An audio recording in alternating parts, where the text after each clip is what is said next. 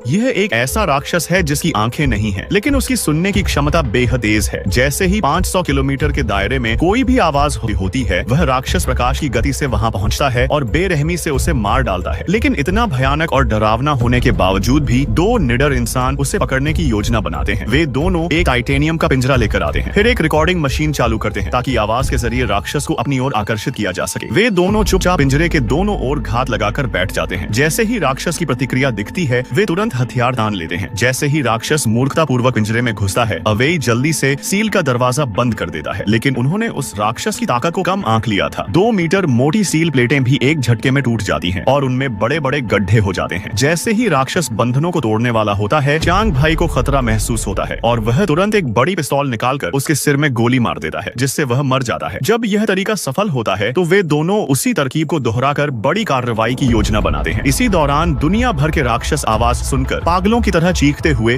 उनकी ओर दौड़ पड़ते हैं। वे दोनों सिर्फ 2 सेकंड से भी कम समय में इतने राक्षसों का शिकार करते हैं कि उनकी लाशें माउंट फुजी जितनी ऊंची ढेर बन जाती हैं। लेकिन जब वे सोचते हैं कि वे ऐसे ही नए साल तक सबको मार देंगे, तभी चांग भाई के हाथ में मौजूद स्विच अचानक शॉर्ट सर्किट हो जाता है। राक्षस पिंजरे से बाहर निकलने वाला होता है। दोनों इतने डर जाते हैं कि उनके डायपर भी गीले हो जाते हैं। फिर जैसे ही राक्षस लक्ष्य ढूंढने लगता है, वे जल्दी से रिमोट कंट्रोल की मरम्मत करने लगते हैं। लेकिन जैसे ही चांग भाई ढक्कन बंद करता है, उसकी हल्की सी आवाज भी राक्षस सुन लेता है। जैसे ही वह धीरे धीरे उनकी ओर बढ़ने लगा है, अवेई बिना समय गंवाए गोली मारकर उसे पत्नी के पास भेज देता है। इसके बाद दोनों फिर से संगीत चालू करते हैं ताकि अगला लक्ष्य आए। और 2 साल बीत जाते हैं और कोई राक्षस नहीं आता। लेकिन जैसे ही वे तालियां बजाकर राक्षसों के सफाई की खुशी मना रहे होते हैं, अचानक एक दुर्घटना हो जाती है।